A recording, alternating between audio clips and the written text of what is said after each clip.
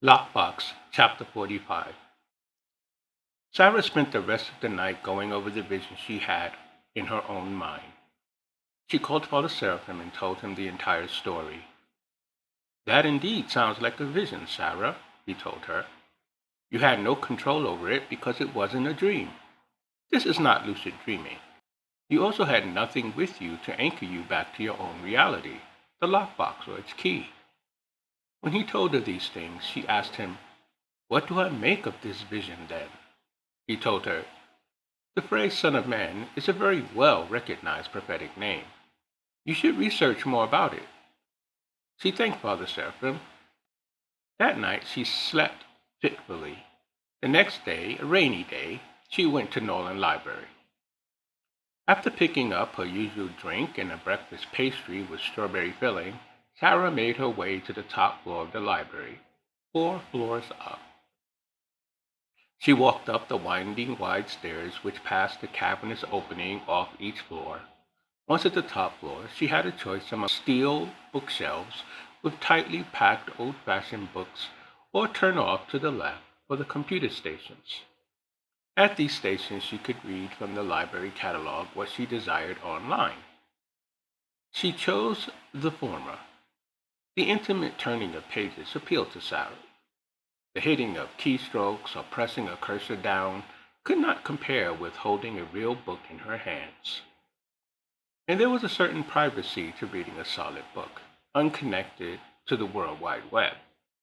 No one could spy on your actions from afar. She looked forward to turning those ancient pages or books with their old or new volume aroma. This was the experience a cold, robotic computer workstation could not give the newly born researcher in Sarah. And though everyone else who braved the bookshelves in bygone fashion sought this literary intimacy like Sarah, they, like her, also craved the warmth of other human beings doing the same thing. The sound of the library whisper had a humane beauty to it. Sarah found a brown wooden table in a right nook of the library's 4th floor. The elongated table protruded out in the wider open area of the floor, but half of it was tucked away, squeezed intimately between a corner wall and a row of bookshelves. The table was pressed against the wall, and in front of the table was a window slit. The slit was vertically carved, giving just that sliver of daylight view that added to the coziness of the location. There Sarah settled in with her coffee drink in its white-capped, heat-retaining cup, her folders of notes from previous research, and her laptop, which was strictly used to digitally preserve her notes. She flung her black ball jacket over the wooden chair and inhaled satisfactorily. Now she gazed around for that hint of common humanity. Although Sarah sought the intimacy of book research, that didn't mean she didn't want to be seen. In fact, she deliberately wanted to be noticed. That too was part of the library's journey. Noticed? Noticed by who? Perhaps a lovely, gentle man. It had been a while since she felt the sizzle of flirting, and today she felt flirtatious. Sarah wore a fluffy white sweater buttoned at the front over her long white dress. The dress had a V-cut at the neck, and she buttoned her sweater to expose that V-cut. Just enough of her skin was exposed to give the male wandering eye just a hint of the folds of her breasts. Sarah understood her breasts were not large at all, but the hint of what she had was enough for any guy still spurting testosterone. For shoes, she had on her comfortable black Nikes with their white soles. Today she wore her ebony hair straight down, so that it parted and draped over her left and right shoulders. She felt it accented her exotic Asian American features. She gave her mixed dove-white skin a touch of tan rouge, and put glitter on her tannish lipstick this time. Salmon examined her features in the reflection of the window, and gazing at the faint hint of freckles she had dotted purposely around the sides of her small nose, a hint of sassy pride drew Sarah's lip back in a smile. While she stood there, she captured in her peripheral vision a mixed group of girls and guys. They were college-age like herself, making their way down the aisle between shelves on her right. Sara quickly decided the time had come to book hunt in the same direction, fortuitously. She moved quickly until she caught up with the group, particularly eyeing the boys. The row of bookshelves between the mixed group and herself alternately concealed her clandestine peeping and at once opened her to view from others. This suited Sara just fine. The group had reached the R section of the shelving. A few rows into this section, Sara found the book collection she sought, the Ante-Nicene and Nicene Fathers. This collection of books occupied the last rung of the shelves where Sara situated herself. The mixed group had scattered around doing their own searching, and Sara kept an eye on them as she knelt, looking for a particular volume of her coveted series on the early church fathers. Sara had one eye on the group to her left and the other on the book collection below her knees. As she hoped, one of the mixed group, a young man with curly, reddish-brown hair and an almost pasty face dotted with obvious light brown freckles, accosted her. "Which early church father are you looking to read?" "That's my interest as well." He knelt to equalize their height. Caught a little off guard, Sara stood up. "I'm sorry. Do you need this section?" She saw immediately he looked cute with his dainty light brown freckles and curly reddish-brown hair. He looked athletic, but not overly like someone obsessed with his body. He was light-skinned, so much so he might have passed for being white. But being mixed herself, she could see he had a mixed heritage like she possessed. The boy smiled disarmingly. "I interrupted you. My apologies." He stood up to meet Sara's gaze. He clearly found her attractive because he took a moment to visually consume all she might have to offer in bodily form. "Are you American?" "Born and raised," returned Sara somewhat defensively. She hated the presumption of the question. She might lose interest in him if he kept on going down that presumptuous path. "I'm looking for Eusebius. He wrote a church history." "Oh," nodded Sara with approval. "I have read Eusebius." She stopped herself from saying more. "I see." The boy fidgeted. He clearly looked to Sara as if he wanted to keep the conversation going, but didn't know how to proceed. Sara then did what any smart girl who felt the tinge of attraction would do in this situation. She hesitated, giving him time to figure it out. The guy has to figure out what to say to keep it going, she thought to herself. But the pause between them started to get awkward. This guy clearly was no pro at flirting. Sara decided the time had come to intervene. "I'm looking for this one church father. I wonder if you can help me." The young man brightened up. "Oh, who are you seeking to read?" "Irenaeus of Lyon. Are you familiar with that church father?" "I haven't read that one," he frowned. He hurried up and spoke to cover his ignorance. "But I can help you look." He knelt down and started gazing at the books. Sara saw him do that and decided to join him. "My name is Sara, by the way." She offered her hand. "Oh, my name is Wilfred." He took her hand and shook it. Sara noticed he had a strong, confident grip, a good sign. She felt inspired. She smiled at him. He may be a novice at flirting. It's okay. He wasn't a clumsy type, she thought. The time had come to show her own confidence. She scanned the books on the shelf and quickly pulled out one. Opening the table of contents, she found what she sought. Here, the works of Saint Irenaeus of Lyon against the heresies. Wilfred laughed. "Awesome! You know your way around this collection, it seems." "Kind of. I'm doing research for my boss." "You don't say. I'm working with my group, the Lucid Dreamers." Sara stared at Wilfred, astonished. To disguise her wonder, she took her ante-Nicene book containing the work of Saint Irenaeus and started moving down the aisle between shelves. Wilfred followed behind her. I really have to get back to work, she said, trying to carefully, gently brush him off. Wait, said Wilfred. I'm sorry, I spooked you. He talked rapidly. We are not a bunch of weird people like so many say. We are Christians who have an ability to dream lucidly. We are sort of like a support group, helping each other to understand our experiences. Everyone talks about us around town, but Sara stopped and turned abruptly. Do you know Mr. Donaldson? Defensively, Wilfred whispered. Yes. He's my boss, offered Sara. I'm doing this research to discover who is the elder. Oh, wow. Anyway, it was a pleasure to meet you, Wilfred. I must be going back to work. Why don't you join our group? Blurted out Wilfred, his big brown eyes peering at Sara. He was just a tad bit taller than the 5 feet 7 inch Asian American. That would be interesting. Mr. Donaldson says I'm not ready. Sara hesitated. I think I agree with him. So if you please. She turned and started back to her table.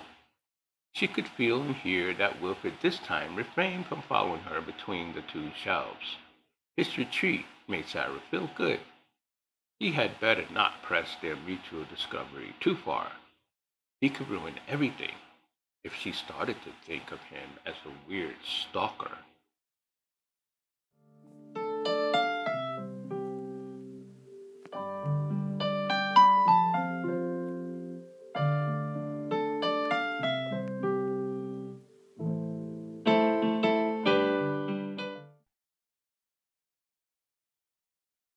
Lockbox, Chapter 46. Sara spent the entire day at the library, reading and taking notes from St. Irenaeus' book, Against the Heresies. Her mind was divided. She would peruse her research notes, stop to gaze out the narrow window, soaking in the Sunday ambiance of the few people on the quad below. Then her attention would turn to her encounter with Wilfred. She was not obsessing over the chance meeting with Wilfred, but her curiosity about him had been enkindled. The idea that the Lucid Dreamers group included Wilfred impressed upon Sara a motivation to join the mysterious group, which meant she had to convince Donaldson she had made sufficient progress in the glass bead game of imaginative construction. She figured she would not be considered a magister ludi of lucid dreaming.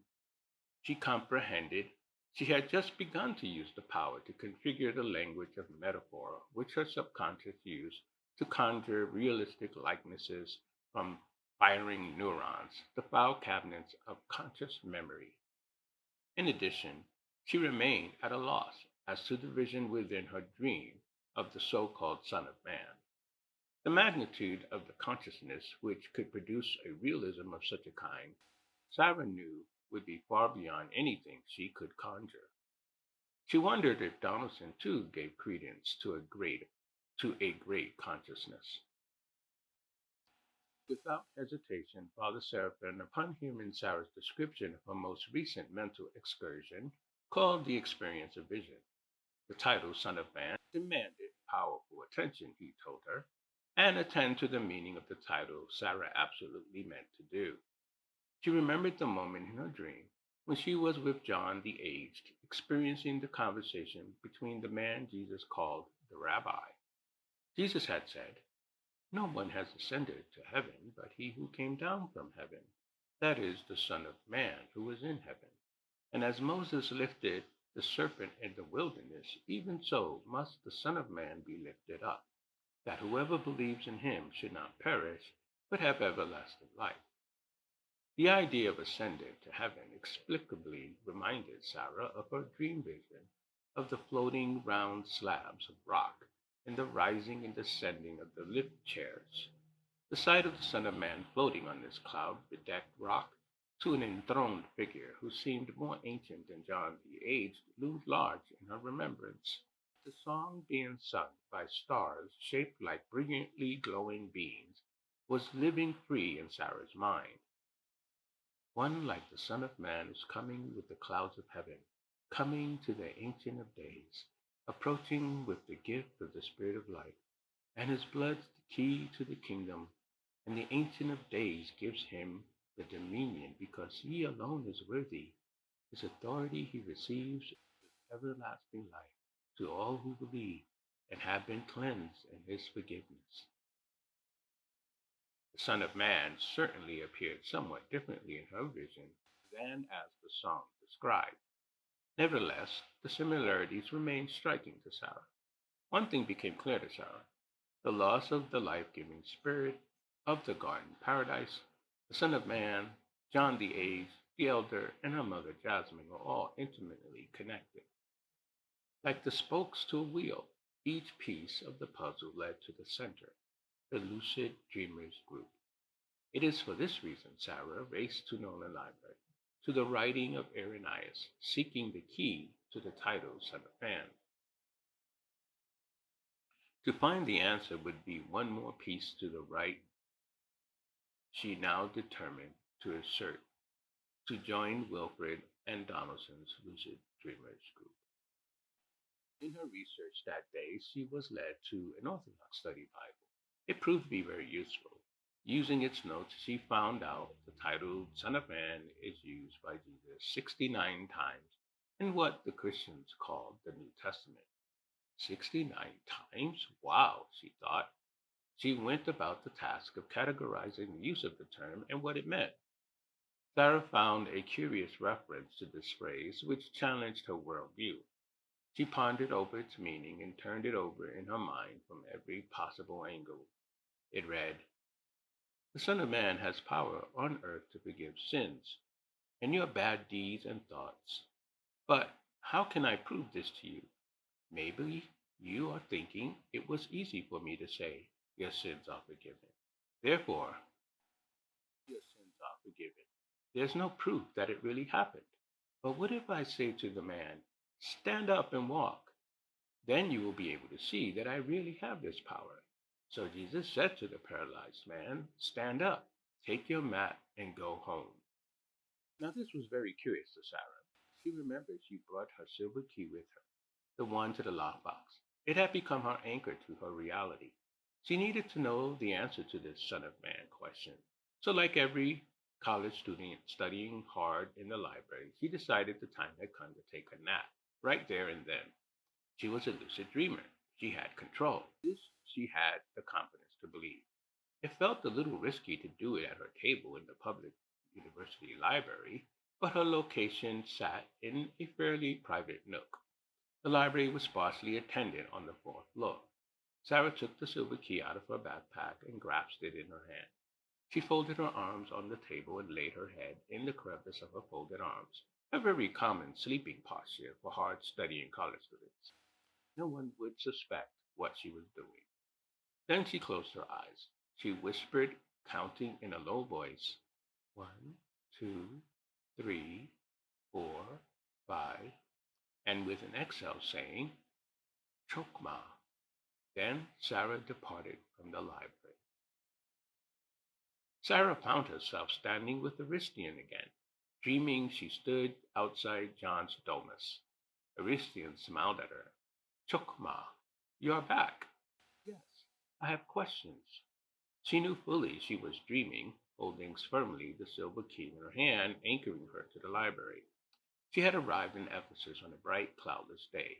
She could see the stone homes with their bright red roofs, the temples in the distance, the sea and its harbor. They entered the Domus Hall.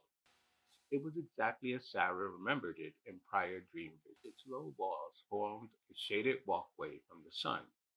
The large opening in the roof and the receptacle carved into the ground made of stone below it, filled with water, confirmed to Sarah the concreteness of her presence. She passed the fine wooden partition in front of her, entering the atrium. Aristian invited her further in. Come, he said, the Apostle John will be pleased to see you again. As she entered the atrium, she saw the very aged John reclining on his side just beyond the table, and by his side his young scribe Prochorus. John looked up at Sarah. Your timing is perfect. Perfect? Queried Sarah. I was just telling my friends the story of the man paralyzed from birth. Matthew told a similar story. You will need them both to achieve your purpose this time. After he dutifully recorded this statement, the young man looked up. You probably don't know who Matthew was. Sarah shook her head in the negative. I know of him now since I began researching. I am learning more and more, but have not yet read his work myself. I know quotes others taken from him. Aristian laughed. You are learning bit by bit, aren't you? Just like your mother. Like my mother, John responded. The faithful have written many stories about our Lord. Matthew's written remembrances of our Lord is one of the most revered. Your mother had a particular love for that part of his writing where he wrote, but that you may know the Son of Man has power on earth to forgive sins. Then he said to the paralytic, Arise, take up your bed, go to your house. He wrote it in Hebrew, chuckled John, his focus being on our brethren, the fellow Jews. His Hebrew was not that good because he rarely went to synagogue until after Jesus called him from his job collecting taxes for the Romans. Everyone translated his work into Greek the best they could. Proclus added, The apostle was telling his own story of a paralytic man that Jesus healed. You came just in time to hear it. He took up his writing instrument and nodded to the aged John. The aged man looked up at Sarah. Let me tell you the story. Aristian guided and expectant Sarah to her seat in front of the aged apostle. John said, This is where my story complements what you've learned from our fellow apostle Matthew about the Son of Man. There was a feast of the Jews. Then the dream shifted, and Sarah found herself standing on the road just in front of a gate and a towering wall in front of her. Its cut white stone glistened like water in the bright noon sun. The ball of yellow in the blue sky was hot, baking the ground beneath it. Aristian appeared next to her, his boyish face teeming with excitement. Jerusalem, he shouted. He gestured toward the south. There, see it? Beyond the Antonina fortress of the four towers, the golden top of the temple of God. Proclus and John the Aged then appeared, standing in front of Sarah and Aristian on the road. John was talking. It is the Feast of Weeks, and this is the sheep gate. Sara and Aristian followed Proclus as he helped John, from time to time taking hold of him to steady John's walk. They passed under the arched gate and continued along the road east. On their left loomed the northern temple wall. Many pilgrims thronged the path as well, most on the way to the temple. John, however, pointed up ahead to a complex just north of the northern temple wall. The complex had a series of 5 buildings. 2 of them had tile roofs, large square structures next to each other, and they have a porch running through the middle of them, lined with spiraling columns that held up their roofs. The dry heat parched Sarah's throat. She longed for a glass of water. There seemed to be many Roman dressed people along this road, all in their embroidered tunics and stolas. As the road branched off toward the 2 square structures, most of the other differently dressed people went in the direction of the 2 square structures. The people in the expensive stolas and tunics made their way to the other 3 buildings, made of white stone and white hot roofs that seemed to Sarah like mirages in sand. She asked, What are those buildings? That is the temple to the Roman god of healing. Asclepius, answered Aristian. Soon they were walking on the middle porch, the place of the 5 colonnades, offered John. Look, see. Sarah observed that from the center porch, four other porches made up the massive square structures, and she could see to the left and right pools of water and stairs going down to each of them. Sarah licked her dry lips. I need water. I'm so sorry. Christian took the pouch off his hip. Here. Sarah took the pouch of water from him and drank down just enough to wet her throat and lips, quenching her parched throat. Had Aristian's pouch been fuller, she would have gone full hog and completely extinguished its contents on her thirst.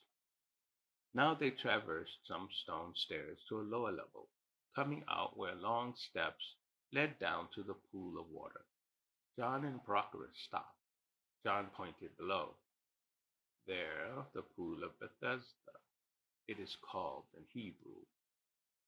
Observing the scene, Sarah could see a crowd of what appeared to be sick people. They all lie about the steps oriented toward the water. Paralyzed people, blind people, lame people, those with all kinds of sicknesses and ailments. She could hear the moans, the coughing, the cries of pain, the desperate whimpering. Mixed into this, the murmuring of the healthy looking on, shouting to one or the other sick person. Most of the sick looked as though they were the poorest of the poor. Their clothing was shoddy, torn, holes bedecked, stained with dried blood, dirty and soiled. In this throng of despair and hope, the one called Jesus appeared. He was coming down the stairs, surrounded by a crowd of men and women. Tall man must be 6 feet, Sarah thought. Like her prior experiences, Jesus wore his red tunic. His bronzed visage struck Sarah like a visible holiness in the bright light of day. And she also saw the young John. The sight excited her, reminded her how this was a dream vision. She looked back at the aged John, and she remembered they could observe, but nothing more. John the aged directed her. The people who are sick there are waiting for the water to stir. They believe it is the work of an angel, and if they get into the water first, they'll be healed of their ailments. Go down with Jesus and see. Heeding John's instructions, Sarah joined the throng surrounding Jesus halfway down the steps close to the pool. As before, they took no notice of her. She was a ghost to them, invisible. John the H had told her it may be possible to communicate with them indirectly. However, Sarah had yet to test this hypothesis. For the moment, she believed she gained more just by observing. Even when she strongly desired to approach the woman in the garden paradise to keep her from taking the fig tree fruit, Sarah restrained herself. There was so much about this nature she was experiencing that seemed fragile to Sarah. She saw what Adam's woman did, how she plunged them all into the existence of having to live with the knowledge of good and evil. Sarah remembered the danger of ignoring warnings from those who inhabited this realm of dreams and visions. The warning of the Creator preempted any action by Sarah along the lines John suggested might be possible. Sarah followed Jesus and his companions until they came to a certain man lying on the steps leading to the pool of water. The poor man looked forlorn, defeated. He lay on his side, his legs stretched out. His Semitic olive skin looked scarred and dirty. His dirty white beard and the graying hair on his head were partially black, a reminder of lost youth and a badge of futility. John the Eighth surprised Sarah as he appeared next to her. Ah, don't do that. Sarah jumped from fright. I realize I'm dreaming, but I'm focused. Aristian and Procrus also popped in next to her. Aristian chuckled. Indeed, you are focused. I'll never get used to you three doing that. John turned Sarah's attention back to the dreamscape. This man has been crippled for 38 years. He's been at this pool for 38 years? Sarah was flabbergasted. We don't know how long he lay at the pool of Bethesda. Aristian finished John's statement. No doubt. A long time, though. Sarah watched as Jesus approached the man. He knelt to him and touched him gently on the leg. Sarah could feel the compassion oozing out of Jesus. Some other sensation touched Sarah as she watched Jesus. She sensed a powerful energy. She imagined it to be like the movement of an electrical current. Strangely, this perception which drew upon all Sarah's senses, the keen impression of a moving potency, manifested itself in a rushing fiery wind. She looked around, and no one else seemed to notice what she herself was perceiving. This fiery wind encapsulated Jesus, swirling around him. If no one else reacted for lack of noticing this phenomenon, Sarah thought it would be because she herself could only see faint hints of this odd wind, like thin lines swirling around Jesus.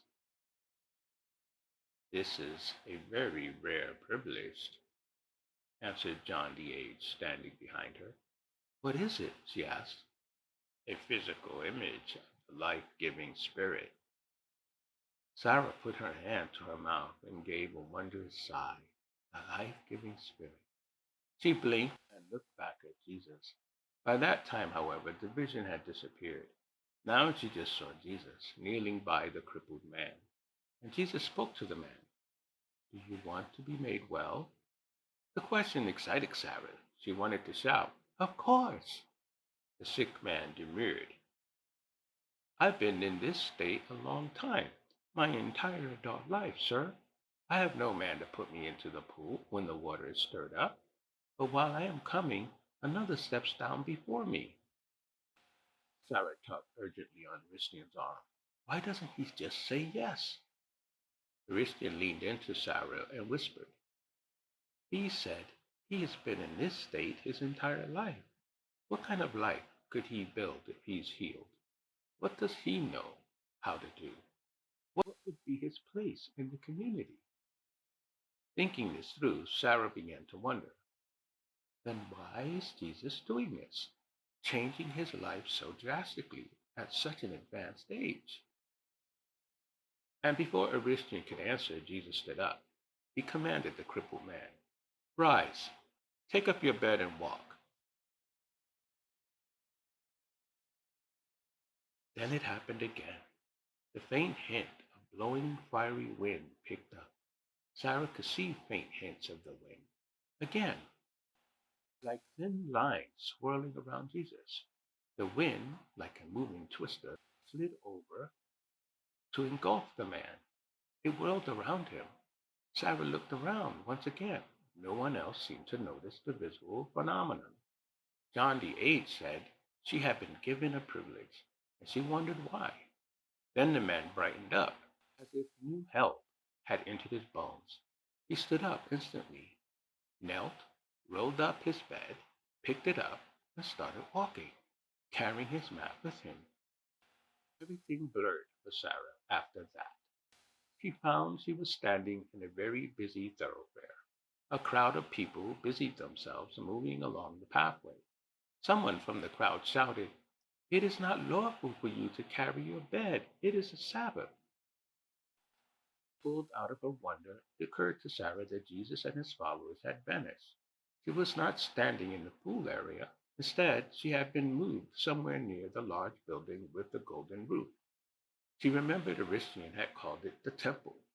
She looked around frantically, but Aristian, Prochorus, and John the Aged were nowhere to be seen. The men shouting at the now healed man came into view. They were dressed in fancy black and white tunics and robes like the priests she had seen at the Jordan River questioning the Baptists. The man carrying his mat answered them. He who made me well said to me, Take up your bed and walk. One of those priests shouted at him angrily, Who is the man who said that to you? Take up your bed and walk. He doesn't know, responded John the Aged, materializing next to Sarah again. Jesus quickly left that place, and there was a large crowd there. To her confusion, Sarah's location changed again. She felt nothing. The movement was so swift, she hardly had a chance to get her bearings. This time they were in a garden, and in the distance she could see the walls of the place where the temple's golden roof glittered in the sunlight. John the Aged was sitting under an olive tree, Aristian and Procrus sitting on either side of him. Sarah wiped her brow, disoriented from being jerked around from scene to scene in the dream. She focused and knew she was holding the silver key in her hand. She remembered she had laid her head down in Northern Library. She recalled the boy Wilfred and why she had gone to the library that day. Agitated, Sarah demanded, "What was the point of that dream vision?" Christian smiled. He shouted at her from under the tree, "You will discover that now. Chokma." Then the crowd came, filling the garden. The rulers and priests of the temple, arrayed in all their fine clothing, also arrived. They swarmed around her like a nest of bees let loose in fury. They had a target, the man standing to her right. She saw it was Jesus standing under the olive tree with his followers. The younger Apostle John stood next to Jesus, and she heard John the Aged, his voice shaky with longevity and wisdom, calling from under the shade of his olive tree. Jesus had found the man who he healed in the temple and said to him, "See, you have been made well. Sin no more, lest a worse thing come upon you." This angered the man, who did not want to be made well, for he refused to answer the question, "Do you want to be made well?" The man went to the priests and rulers and complained, looking for a new community to join with, that Jesus was the man who healed him. For this reason, the rulers of the Jews, its priests, Pharisees, and Sadducees, persecuted Jesus and sought to kill him. One of them said to Jesus, "You are a breaker of the Sabbath." Sarah looked on, feeling a sense of dread and, to her surprise, worry for Jesus. Most assuredly, she heard Jesus talk loudly to them. "I say to you, the Son can do nothing of himself, but what he sees his Father do." It was plain on their face to Sarah that this reply infuriated the mob of rulers from the temple, and they hurled another accusation back at him. "You deserve to have rocks thrown at you until you are dead, because you, being a man, make yourself out to be God's son." Hearing this, Sarah wanted to rush into the crowd and defend Jesus. She was horrified, but she realized she still did not know how to communicate, even indirectly, in this dream vision. She slowly backed up. She turned and hurried to where John the Aged sat under the olive tree. There she sat with Prochorus, Aristian, and John the Aged. She needed to get hold of her emotions, remember to be an observer in a vision. With each vision, she grew more to comprehend. One stayed a participant without authority to control. Jesus said to his accusers, "The Father loves the Son and shows him all things that he himself does. And he will show him greater works than these, that you may marvel. For as the Father raises the dead and gives them life, even so the Son gives life to whom he will." Sarah heard these words. She looked over to John the Aged excitedly. "Give life to whom he will?" rang repeatedly in her hearing. She could see John the Aged smiling at her. He was nodding his head. At the same time, she seemed to be losing sight of him, as if he were fading. She examined her body. It fluctuated. She was losing substance. She was leaving, and she knew it. Why? She could feel the silver key in her grasp, and she could see herself, her head down on the table. The vague, hazy image of Norland Library came into view around her. The brown tables, the rows and rows of shelves, books, thousands of solid books lined on those shelves, and people, students, scattered at the tables and in the corridors and aisles of the shelving, perusing the library's offerings. Sarah could hear their faint voices like mingled rushing waters. Between two realities she lingered, not fully in either one. cognizant of the images and the sounds coming from both directions. Then her attention was drawn back to Jesus in the garden. He seemed to be reaching in her direction and talking as if directly to her. Most assuredly, I say to you, the hour is coming and now is, when the dead will hear the voice of the Son of God, and those who hear will live. As the Father has life in himself, so he has granted the Son to have life in himself, and has given him authority to execute judgment also, because he is the Son of Man. Then her image of Jesus faded into the usual black nothingness of transition. When Sarah opened her eyes again, she saw Wilfred, crowned by his curly reddish brown hair. His big brown eyes were staring down at her. Wilfred gently shook her, speaking to her in his young man's voice. Are you going to sleep through the entire library hours?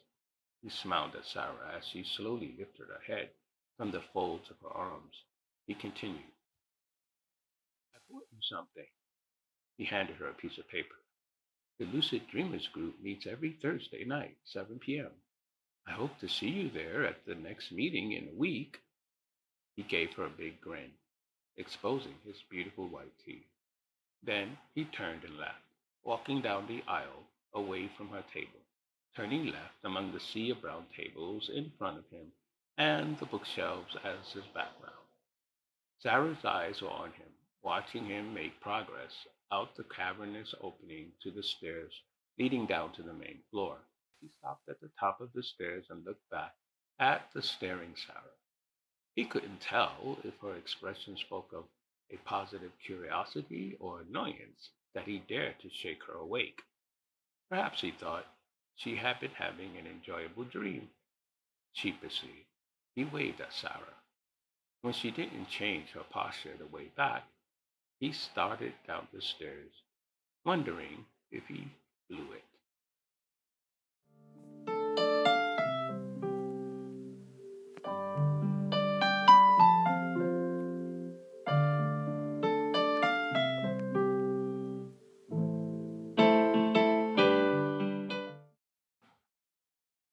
Lockbox, Chapter 47.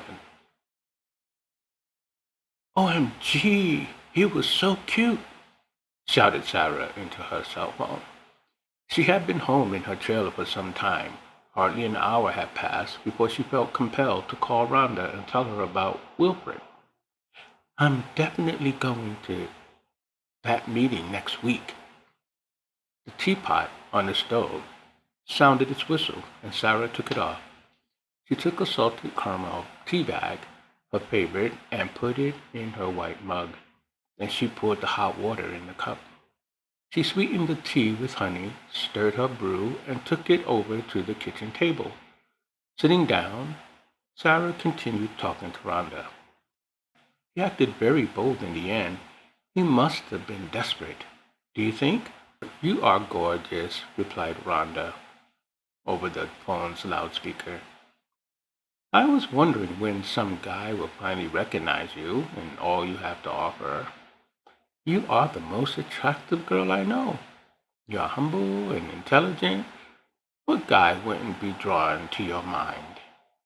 Sarah hesitated. Do you think maybe I should wait a week extra? I don't want to come across desperate myself. You are desperate, dear, laughed Rhonda. You've been single long enough. Wow, that's bold of you. Who are you to say how long a person is allowed to be single? I can't recall the last time I saw a man on your arm. Sarah almost suspected Rhonda had very little interest in men. Rhonda continued to laugh on the line. What does he look like? Cute is kind of a vague description. Knowing you, you are probably being friendly about some cripple. Rhonda, my God, you prejudiced nymph. I'm sorry. Seriously, though, you're a bleeding heart liberal. Progressive. I prefer the term progressive. Sarah sipped from her tea. According to you, on the one hand, I've been single too long, and the other, I'm too uber compassionate. I'm just being protective, my friend. You're dodging the question. What question? What does he look like?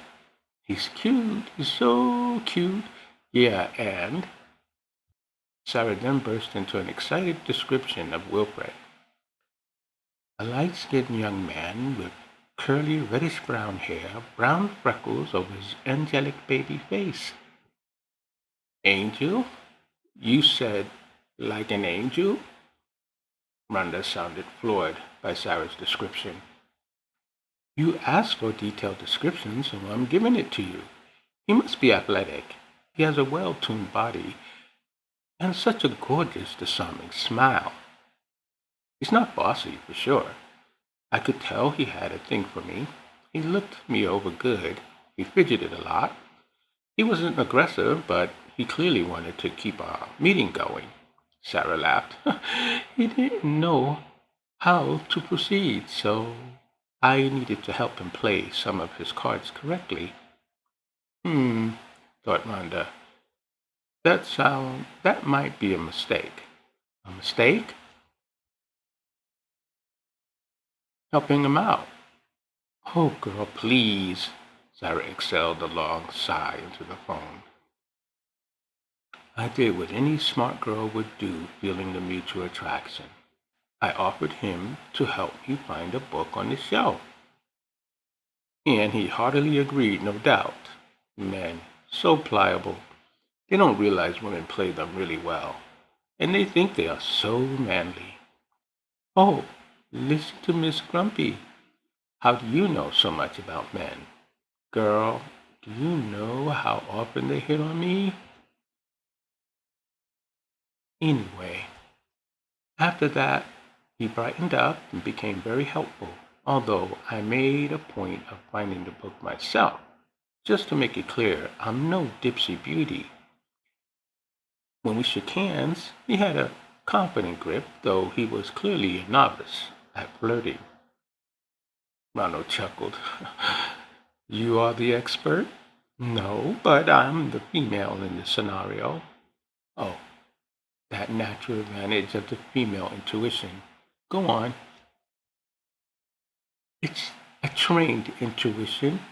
We ladies all know what drives men. You know what I mean. When the time came to show my own confidence, I quickly found St. Irenaeus' book against the heresies. Then what?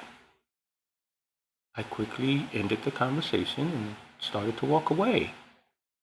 He trailed you? Sarah giggled. Yes, a few paces. Then he stopped. I'm sure he didn't want me to consider him a stalker. Good for you, girl. But he eventually found you again. You said about the Lucid Dreamers group invitation? Yes, that was the most amazing dream, Rhonda. I must tell you all about it. Stuff about this Jesus. I was hovering between two realities, my own and Jesus's, or John's. I'm confused as to which. Then Wilfred woke me up. He gave me the paper with the group's meeting place address on it. Well, responded Rhonda soberly, let's put the Dreamers group aside for a moment. Tell me all about your lucid dream. You sound convinced it gave you a new revelation.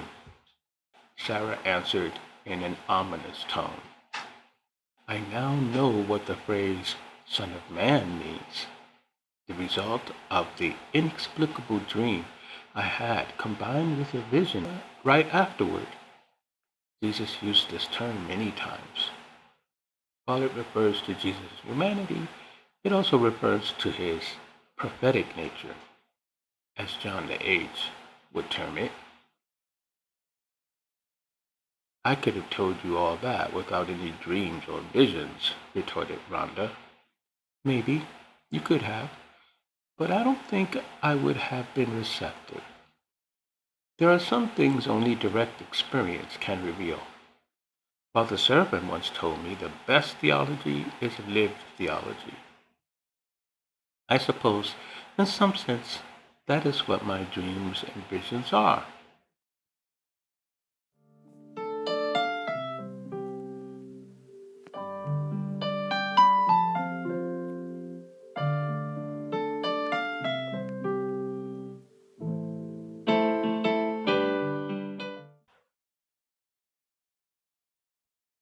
Lockbox, Chapter 48. 2 days after Sarah's phone conversation with Wilfred and Rhonda, it was the 100th day anniversary of Jasmine's cremation. 100 days ago, Sarah had seen her mother's physical form for the last time. The memory of Jasmine lying in a casket prepared for cremation needed no memory aid. The moment had been seared in Sarah's consciousness forever. As this day drew near, Sarah knew she would need a plan to get through it without falling apart. Ignoring the day would be out of the question. Sarah planned to spend most of the day outside, away from the trailer. It wasn't an attempt to run away from the power of familiar surroundings where Jasmine passed away, but rather it would be a chance to positively reflect on her mother's passing. On this day, she dressed in the same mourning outfit she wore on the day her mother existed in this physical world no more. The white ruffled blouse and long cream skirt that reached to her ankles would be worn in humble honor. By dressing this way, Sarah believed the anniversary would not be endured as an imposition. This is how she would celebrate her remembrance. She decided to drive down into the valley to Boulder and spend the day walking along the Boulder Creek. It felt like the right decision. Early on that Sunday morning, the sky was a typical Colorado blue. The few clouds in the sky rode the blue atmosphere above like thin skirts, wispy, barely visible. And as she walked the bike path, gazing out at the brisk creek rushing by her, nature now seemed extraordinarily like an expression of being, not of itself, but the being of another. And why not? Has she not heard the voice of the Creator in the garden paradise? Has she not seen John the Aged, who, and through him, she had been made aware of Jesus? Yes, Jasmine had tried to discuss this Jesus with Sarah, but at that time, Jasmine never used the phrase the Son of Man. Even if her mother had used the phrase, Sarah doubted she would have been any more receptive to it coming from Jasmine as from Rhonda. The term Son of Man was beginning to have divine connotations, and Sarah did not believe in such things. Sarah remembered from her readings in the past that there were quantum physicists who argued that quantum entanglement could have properties of consciousness. Quantum physicists referred to it as the hard problem of consciousness. One of the famous ones, Deepak Chopra, had said, "Everything we knew about quantum entanglement correlates with consciousness." These former ideas in Sarah's understanding clash with the idea of a single personal God. Through her mother, Sarah had met Father Seraphim, and from him Sarah had learned lucid dreaming was possible if one thought of the brain as a boundary between realms of existence. He had called it usias, or natures. In this way, Sarah had come to feel comfortable with both the reality of lucid dreaming and how to navigate through the phenomenon. By way of these occurrences, these dreams sometimes, and yes, visions, she had become convinced she had first-hand participated in the fall in the garden paradise. The loss of the golden yellow halo truly had a profound influence on Sarah. By a variety of visible evidences, she had come to know that visible halo as a vision of the life-giving spirit of the Creator. You shall die by death." Sara recited the warning in her memory.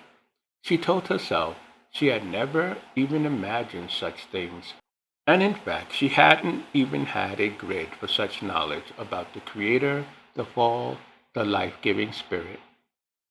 Even the very idea of knowledge took on a new meaning for Sara, the knowledge of good and evil. And the figs from the fig tree in the garden paradise that she witnessed the woman take and give to her man to take challenged Sarah's old concepts. The woman took and ate the dark fruit from the fig tree, and thereby everything became darkness, pain, hurt, revelation of Sarah's very nakedness. These revelations alarmed Sarah. This experience impressed Sara in a way the theory of quantum entanglement did not, as the explanation of something ultimate. That dreams could tell true stories out of long filed away memories, that visions could be supplied by external entities, also troubled the Asian American. This too had become a new reality for Sara. She recalled her mother on occasion using the term spiritual warfare. She was beginning to grasp what her mother might have meant by that phrase. Sara considered if she truly was following her mother's footsteps, then Jasmine too had discovered in a comprehensive fashion the false way promised by the knowledge of good and evil. Every human being unwittingly lived by this incomplete paradigm. Everyone had been living by that knowledge as if by itself, knowing what was good and what was evil had a self-effectuating power. If Sarah's dreams and visions contained historic realities, they were asserting to Sara that knowledge devoid of its anchor to the Creator was a crippled, emaciated, and powerless means of living life. She thought deeply about this as she walked by the winter-bearing trees stripped of their green crowns and laid bare, naked in the fall chill. She had not retained in her knowledge God. No one had. All of humanity had refused to retain a relationship with God, and through him, his life-giving spirit, who was the only real source of perfection. Indeed, humanity grasped at an independent knowledge of good and evil, a means of holding on to life devoid of effectiveness. And it did not result in more life, continued life, but rather brought death by spirit, and as a result, death by nature in the body. These reflections blew Sarah's mind. She sat on one of the path benches, watching as the early morning joggers passed her by. The joggers, dressed in their warm jogging uniforms, headphones over their warm head caps, were consumed by whatever music flooded them with this knowledge. Did these joggers comprehend their workouts did nothing to provide them with real life? What about herself? Thought Sarah. She too was a member of the same fallen human race. She too was devoid of the life-giving spirit and therefore amounted to the living dead, a zombie. These lucid dreams and inalterable visions, according to Father Seraphim, had the dual purpose of making known the wishes of the Creator and one's own internal turmoil. Sarah understood this even deeper than when she first started down this path to find the elder. Donaldson had planted this need inside her, yet Sarah also could not help but acknowledge Father Seraphim's lessons too, that only one external source was even remotely capable of combining lucid dreaming powerful visions. That source had to have a separate and powerful imagination. A creator consciousness fit that description. There existed an all-encompassing imagination beyond any human imagination, called the Creator.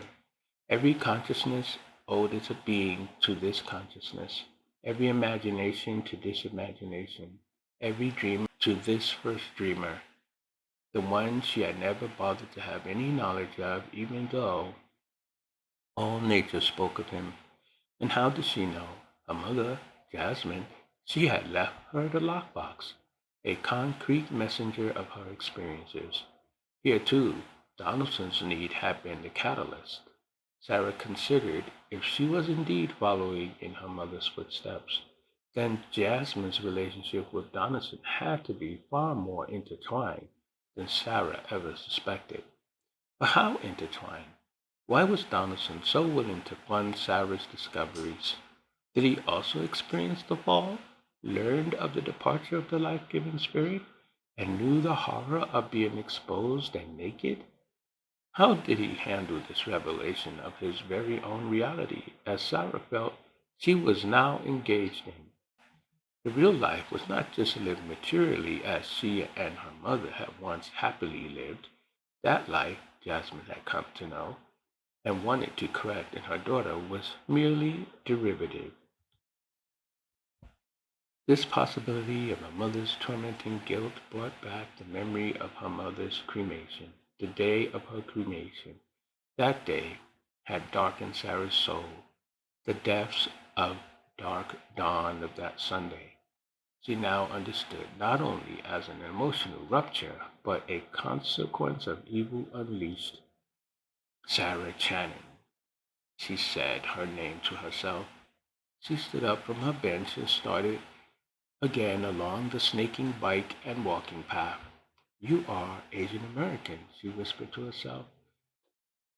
On the day of your mother's cremation, you thought you had a life without purpose. She had seen her mother's physical form for the last time on this day 100 days ago. She felt so adrift back then. You were lonely at that very moment, standing alone on Route 93 between Boulder and Golden. Sara walked off the path and down the slight incline to get closer to the rolling creek as it moved happily and loudly east from the Flatirons, passing through downtown Boulder. She knelt beside the creek and dipped her hand in the chilly water. The memory flooded into her, tears rolled down Sara's cheeks. She pushed her long black hair back over her left shoulder and sobbed. This sadness had a release to it. The tears felt cleansing of past filth, ignorance despised.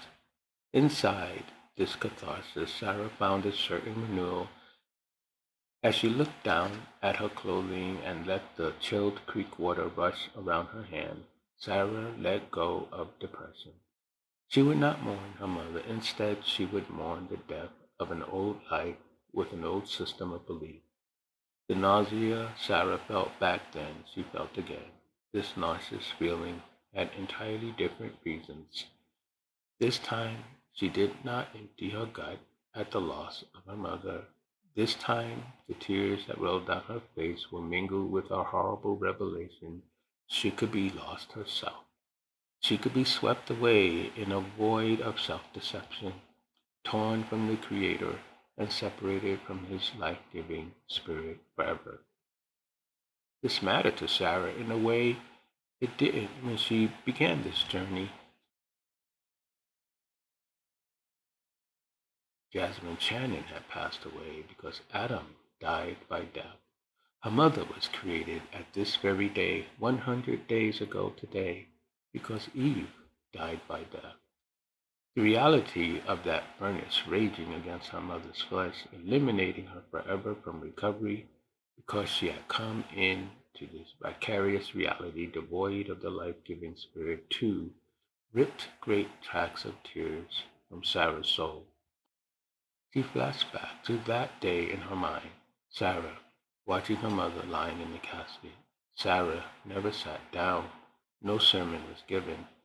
Sara stared at her mother lying there, paying the price of death for a dying that took place thousands of years before she came into existence. And now her daughter too faced the same fate. Where in any of this lie any hope at all? As Sara pondered the fearful revelation about her mother and all of life, She took the note Wilfred had scribbled out of her pocket. She looked at it long and hard.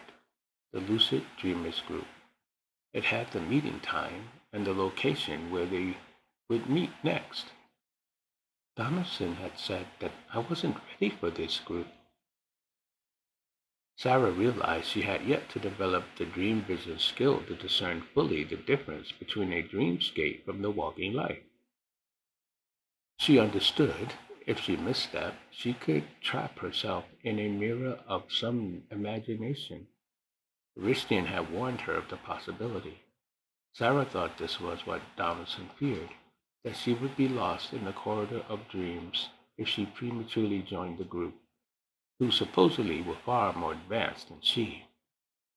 But if I don't join this group, I may never figure out how to communicate to the outside world in my lucid dreams.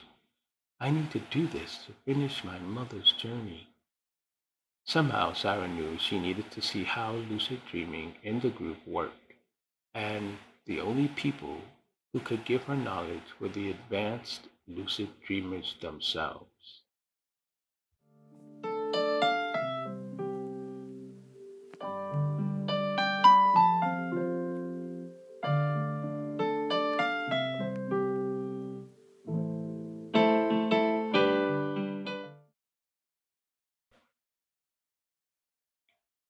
Lockbox, Chapter 49. Jasmine spoke with Donaldson in his living room. Surely it had some connection to what is happening to her, she demanded of him in his living room. Even if it didn't exactly trigger her lucid dreams, it anchors her to her own reality, just like it did for me, and does for you. Donaldson answered Jasmine forcefully. Of course it does. Any object can anchor us to our own reality when we are lucid dreaming. We discussed this in the group. Don't forget who you belong to, Donaldson argued with Jasmine in his lucid dream, and then he heard the knock on his door in his waking life. I need to go. Someone is knocking aggressively at my door. If it's Sara, don't tell her about me. Are you teaching me now? Growled Donaldson, somewhat annoyed. I'm not stupid. For her to know my lucid dream contained you, it would drive her mind into madness with desire and rash decisions, and that would force my hand. With that, Donaldson opened his eyes. He had been sleeping on his dark brown couch. When he opened his hand, he clutched the wedding ring that once adorned Jasmine's finger, the woman he had taken for his own. Donaldson and Jasmine had kept their marriage a secret. Jasmine had told him she did not need marriage, but Donaldson insisted he would not quench her desire for him without marriage. He claimed to be a Christian. He made that clear to Jasmine. The urgent knocking continued at Donaldson's door. Lucid dreaming had the power to disorient a person when they first came out of a lucid dream. One had to be careful, especially experienced lucid dreamers who used it a lot. But once discovered that one had the ability to live in more than one reality, anchored by one's waking life object, the temptation to almost disappear into alternate realities could prove devastatingly alluring.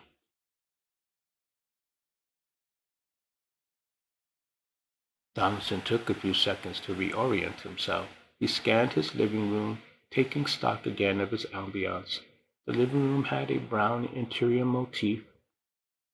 His three-piece brown humongous couch, his huge winter brown mural on the wall behind the couch, the big game-hunting animal heads attached to his walls on all four corners. These assured him that he had returned to the correct reality. Every object seemed to be in its right place. Donaldson noted the bookshelf that blocked out where the window would have been, covered with big game hunting books. He glanced at the long gun shelved on the wall behind his easy chair.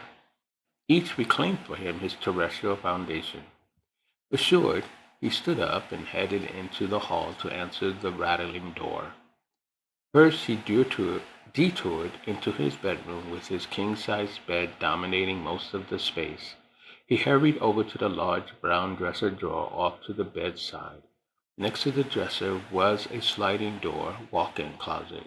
He slid that door open, stepped inside, and saw his purple lockbox on the shelf. He took the wedding ring he held tight in his grasp and placed it inside the box. There you go. Until next time, he chuckled. A devious glee filled him. Okay. He went and opened his front door. He eyed Sara with his usual disarming, jolly expression. It took you long enough to answer your door, grumped Sara. She pushed into the apartment hallway and stopped and waited for him to close the door, folding her arms and tapping her feet.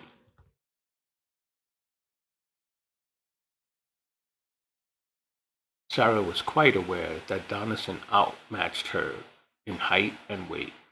His hearty, often jolly chuckles, though, always alleviated any fear she had of him. And she was sure he understood her rudeness for the harmless passion it represented. She stared into his green eyes as he turned from locking the door. Donaldson laughed. Are you here with more commands? He chuckled.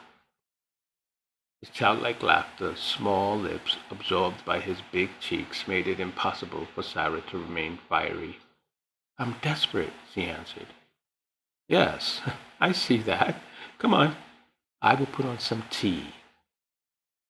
While Sara got comfortable on the couch in the living room, Donaldson talked loudly from the kitchen making the tea. Did you discover yet the identity of the elder? No, not yet.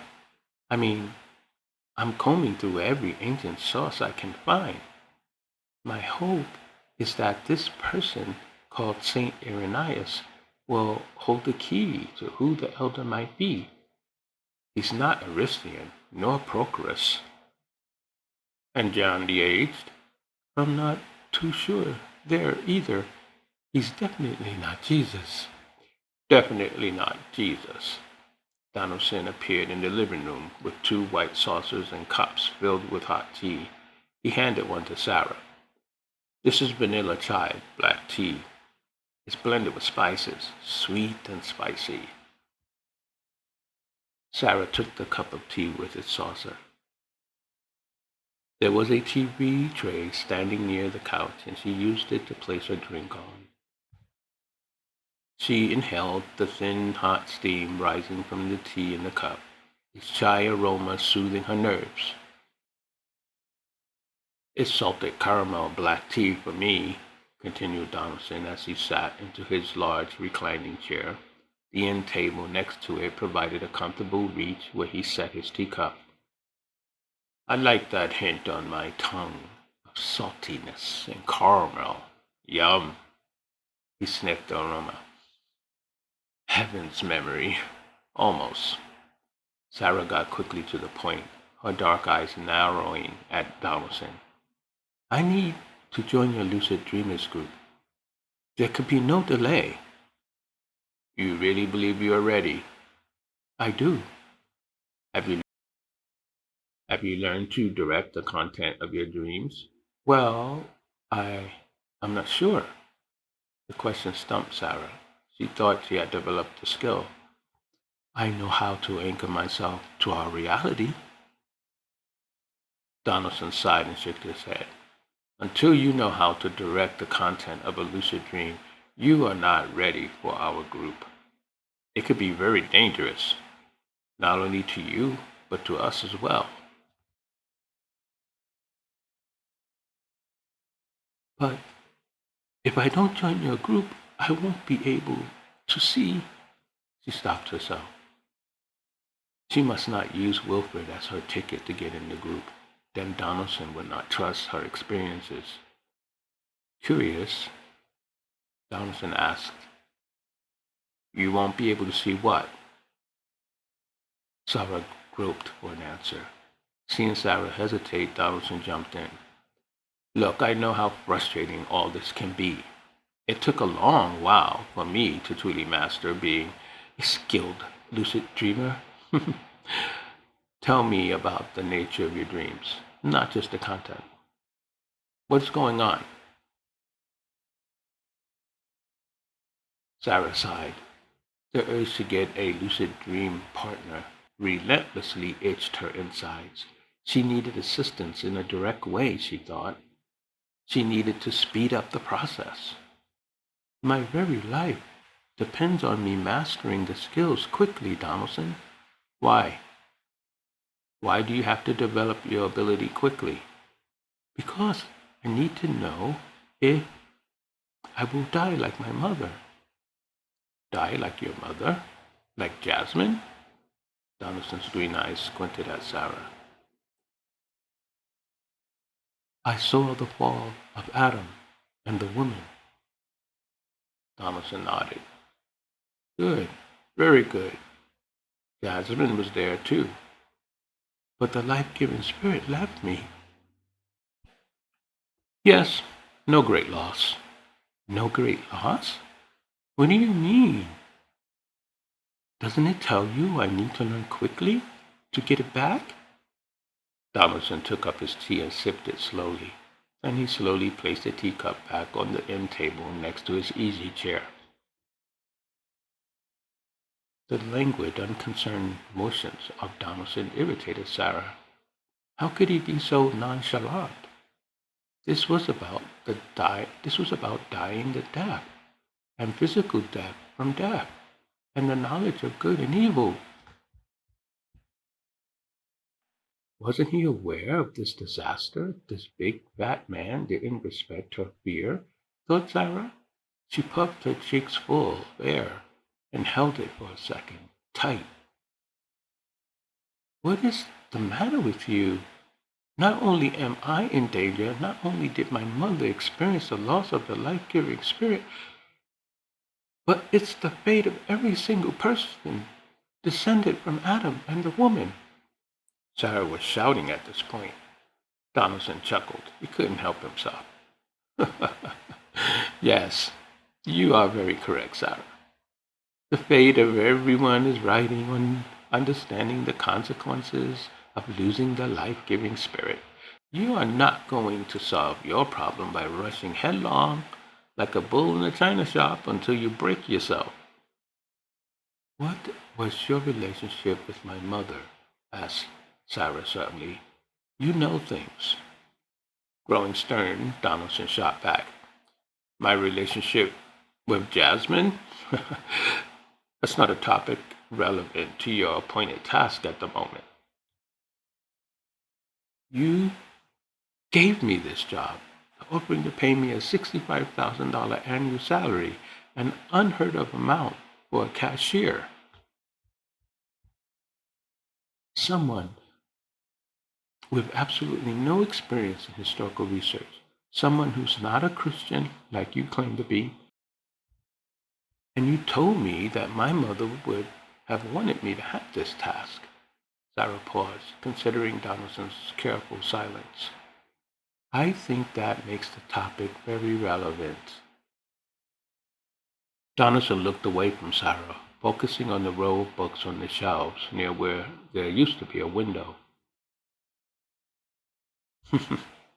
It's true, you've come a long way putting together the pieces to the puzzle.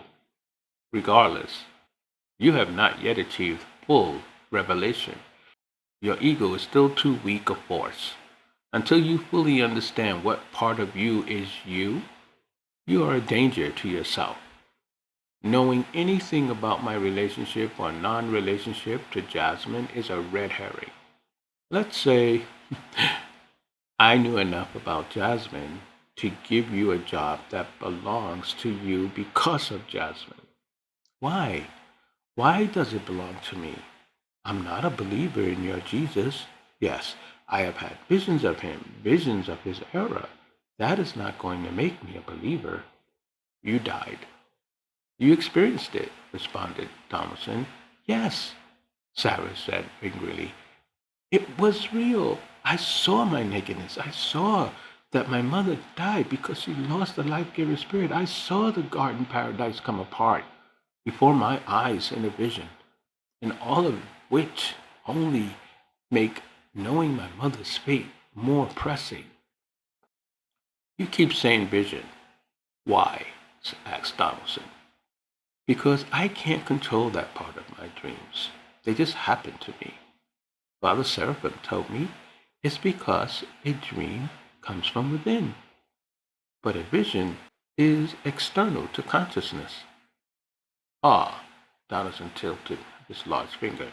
Yes, that is what I asked you, to tell me about your visions. I had a vision of the Son of Man floating on rocks, surrounded by clouds. He rode them to another person sitting on what looked like a huge scholar's chair. John the Age called the man riding the clouds the Son of Man. Yes, go on. Jesus called himself the Son of Man too. Sara looked at Donaldson. Do you think? Go on, urged Donaldson. Think what? That this Son of Man is the one giving me these visions? Donaldson sat back. He nodded knowingly. If you are following in your mother's footsteps, if you think Jasmine experienced all these things also, why are you in such a rush? You don't want or need me to tell you about Jasmine's journey. She's your mother. She's your friend. She's the reason you are here, right now. You're asking me for a key you alone hold. I don't understand, said Sara sadly. She sat back. But I get it. I know what is necessary. I'm just frustrated. Look, Donaldson consoled her. There will come a moment when you are ready to join our lucid dreamers group. The time is not yet. There is a term of fantasia. What does that mean? For our group, we say that everyone who cannot have a lucid dream is apart. It means blinded mind. A person who cannot lucid dream is unable to conjure an experience of seeing a loved one's face or a living room setup. They are powerless to control dreams, even about their lived experiences, and be aware of their waking life. The loss of life-giving spirit is total. The inner person that animates their soul is in the dark of its own accord. He considered Sara. If I told you about the Jasmine that I've experienced, it won't help you. It will only torment you. I am an affront to your lucid dreams. When it comes to visions from the Creator, triply this is the case. In the end, you must come to know what you need in your own rebirth. Then I could use you. Then you could use me? What? Sara sat back on the couch. She shook her head. The journey had already been so long, and she had no one who could join her. She had to do it alone.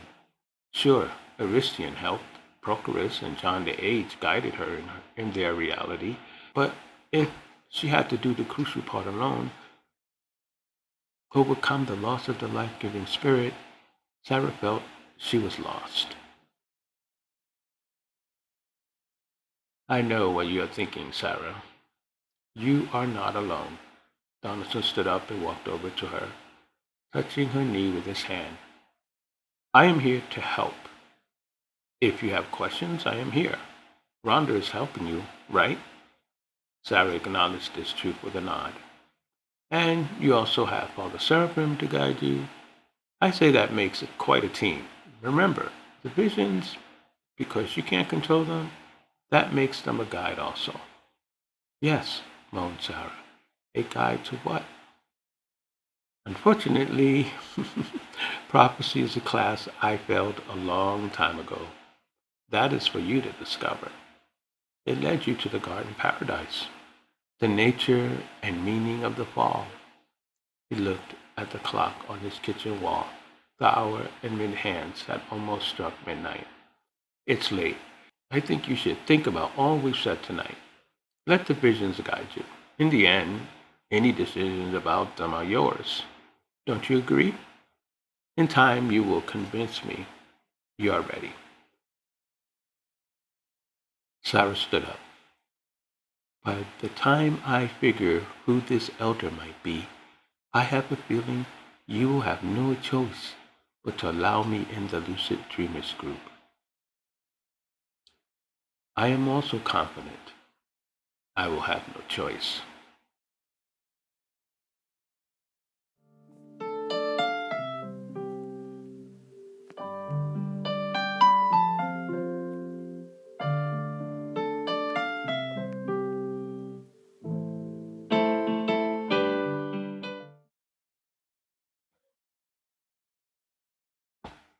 Lockbox, Chapter 50. Sarah had no intention of taking her next step without a partner. She made the decision right after Donaldson closed his apartment door behind her. She believed good fortune had been bestowed on her when she fortuitously met Wilfred, someone in the Lucid Dreamers group who had a thing for her.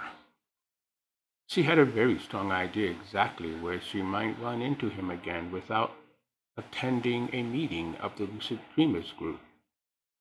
The Lafayette Coffee and Tea was the perfect location for a chance meeting.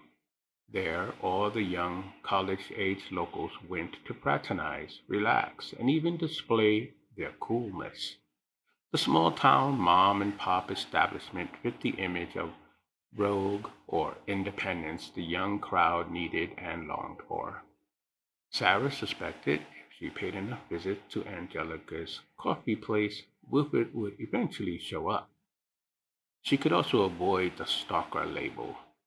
Running into Wilfred at the other expected haunt, Nolan Library, might appear purposeful, and Sarah didn't want the young man from the Lucid Dreamers group to believe that. Her visits to the coffee shop would raise few suspicions. On one of these visits, Sarah achieved what she sought. Angelica's entire family was there that day. Her husband Brad, sporting his new blonde bearded mustache, obscuring his Midwesterner transplanted visage. Their two little girls, Easton, the teen, and Juvenile, the preteen fifth grader, were there too. Sarah had taken up position at her usual table. It was located off to the left and somewhat behind the counter, where a wall separated the lounge part of the coffee shop from the ordering section. From there she could see who came in and out of the shop. The one person Sarah confided in about wanting to meet Wilfred there was the coffee shop owner Angelica. After a few unsuccessful visits, Angelica would figure out Sarah had some unusual intention. Sarah was not too much of a regular. At the same time, Angelica had proven over the years to be someone who could keep a confidence. On this day, Angelica popped her head around the wall. "He's coming," she said to Sarah. "I can see him out the window, coming down the sidewalk." Quickly opening her laptop, Sarah tidied her table. She gently set her pink mug on the table with its still hot mocha. Casual, she reminded herself. The coffee shop was not thronged with customers today. Most of the tables sat empty in the lounge section. The morning rush had people ordering to go so that they could be on time for work. Sales of morning coffee and bagels were Lafayette Coffee and Tea mainstay breakfast offering. A brown, freckled-faced Wilfred finally entered the shop.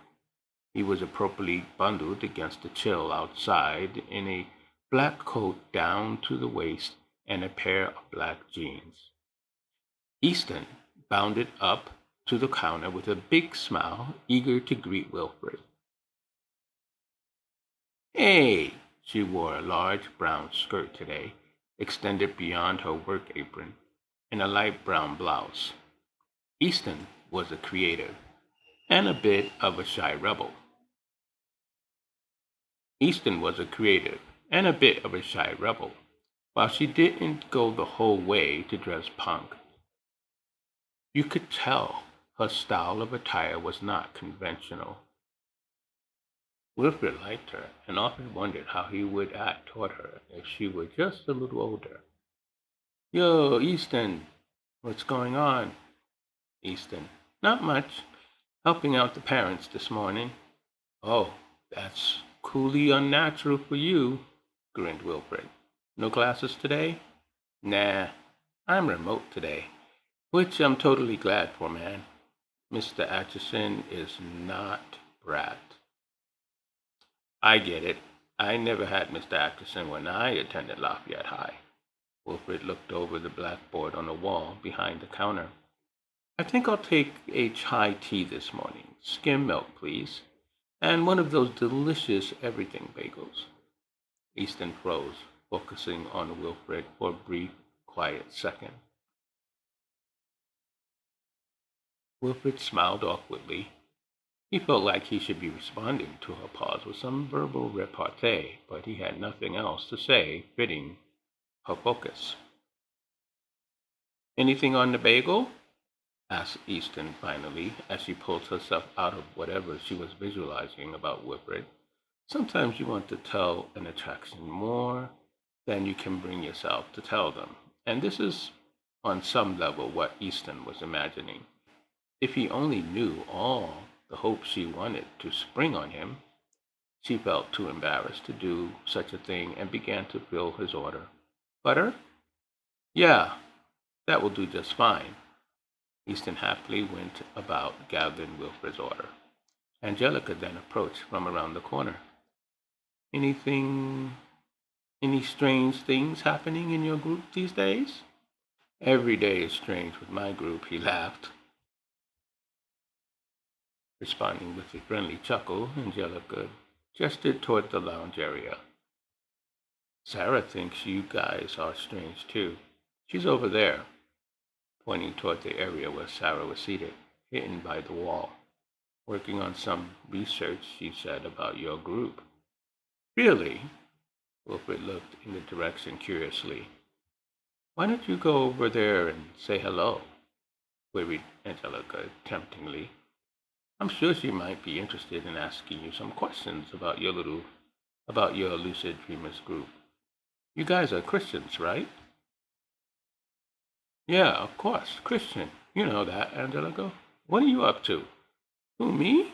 Up to something? She patted Wilfred gently on his black coat covered arm. Why would I be up to something other than being a good neighbor? Wilfred shrugged. Why don't you go on over and say hello? I'll bring your order over, she whispers to Wilfred. Or maybe Easton will insist on doing it. I think she has a crush on you. Wilfred glanced sheepishly at Easton. She was a beauty for sure, with her short cropped black hair, a smooth, spotless white face, and thin black eyebrows. Wilfred said to Angelica, I think I will say hello to Sara. At that, he made for the lounge with some relief. Coming to Sara and standing over her, she was looking down at her laptop screen. Well, began Wilfred, fancy meeting you here, Sara Channing. Sara looked up, pretense being the name of the game. Wilfred, out for some morning brew, I see. Sometimes making my own brew at home feels too lonely. Really? You like crowds? Wilfred gestured at the table. What are you working on? May I join you? If you don't mind the sound of me typing, feel free. Sara snuggled back in her chair to get a clear view of Wilfred, replenishing her memory of his reddish-brown curly hair and tiny dark brown freckles dotted under his eyes and on the sides of his thin nose. After he got comfortably seated in front of her at their square brown wooden table for two, she answered his question. I'm working on early church research again. The Lucid Dreamers group, I'm told. Yes, that also, confirmed Sarah. You didn't show up at the meeting the other week. I invited you. I wanted to, but I was told I wasn't ready. Wilfred frowned. He had hoped Sarah would come, of course. His motive had not been so much about lucid dreaming as it had been about attraction. And after all, is it so wrong to desire someone as wonderfully female like Sarah and to be practical at the same time? She clearly had a keen interest in the same things he did. Who told you that you are not ready? Donaldson said so. Oh, Wilfred pondered Sarah's statement. If Donaldson said it, Sarah needed to short-circuit what she felt she might hear from Wilfred at this point. She moved in quickly. The fact is, after meeting you, I simply couldn't stop thinking about you. That comment stopped Wilfred in his intended tracks. You couldn't stop thinking about me? Don't get a big head now, laughed Sarah. I just thought we made a connection at the library a few days back. I I agree, sure. I felt the same thing. Easton came over and placed a hot chai in his white mug on the table in front of Wilfred. She then placed his hot bagel with melted butter cut in half on a white plate on the table in front of him. Here, here you go. She glanced wearily at Sarah. Easton looked directly at Wilfred and asked him, You going to the country fair next week? Wilfred looked at Sarah, then back at Easton. I had intended to. It would be a blast, I know, returned Easton excitedly. I hope to see you there. Yeah, Easton, that would be fun. Easton started to leave. She winked at Sarah. How things at the cashier post? She didn't wait for a reply. She lifted her chin in dismissal and disappeared around the wall. Sarah laughed nervously. Wow. Okay. Where were we? Wilfred sipped his chai tea and bit into a piece of his warm buttered bagel. After a few chews, we agreed our first meeting resulted in a favorable connection.